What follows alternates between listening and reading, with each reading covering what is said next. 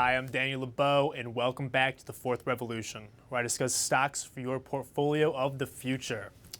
So the markets are on pace for their worst week since the financial crisis in 2008, and indexes are hitting their lowest levels since October. Honestly, I couldn't be happier to see this market break down into correction territory.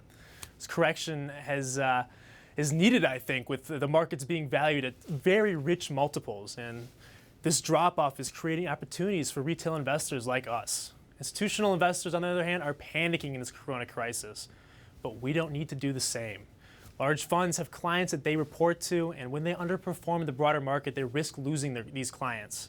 These large funds are moving fast to avoid losses and pushing the markets even further down with their hefty volume and derivative trading to hedge their losses. Individual investors like us have no one but themselves to answer to, and short-term losses are not the end of the world for our long-term portfolio, as we know that stocks will recover as they always have.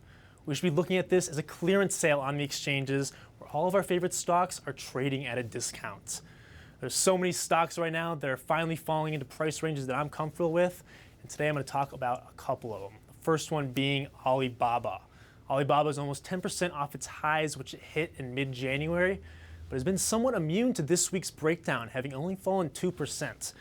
The immunity is due to the online nature of the business. With China's population staying home from work, they're using one of Alibaba's mini sites on a more regular basis. Investors also believe in the long-term potential of the stock. We compare it to its competitor, Amazon. It not only produces stronger margins, but it also produces larger profitability and a more robust growth outlook, controlling this country's e-commerce and cloud computing markets. And this is the most populous country in the world, let me add. So this stock is now being recognized for its enormous market potential.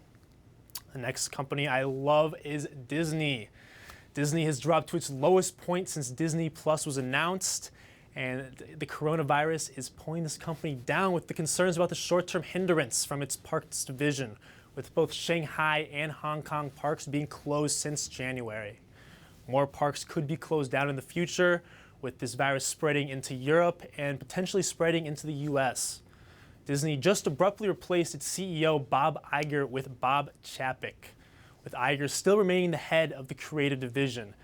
This newly named CEO, Bob Chapek, who's been the head of this compromised business segment for 5 years, is the man that we want at the helm to weather this corona crisis. I think this change in leadership is coming at a great time, keeping creative control with Iger and letting Chapek handle the operational issues with Disney's parks and experiences, where both of these esteemed leaders fit in the company's hierarchy best. So Disney Plus is the biggest catalyst for my buy on this falling stock. This newly released direct-to-consumer business has an enormous amount of potential, and the hyper-fast traction it's gained in the first couple months illustrates the gravity of this potential. The streaming service was able to acquire 10 million subscribers in the first 24 hours of its release on November 12th. Within the first month and a half, that number of subscribers climbed to 26.5 million. And this is supposed to be one of the company's largest revenue drivers moving forward, and hopefully one of their largest profit drivers as well. So continue to look at the stock market as a clearance sale and focus on the stocks that you like the best in order to buy these stocks at a discount before the market jumps right back up to where it was at previously. So thank you for watching The Fourth Revolution. I look forward to speaking to you guys next time.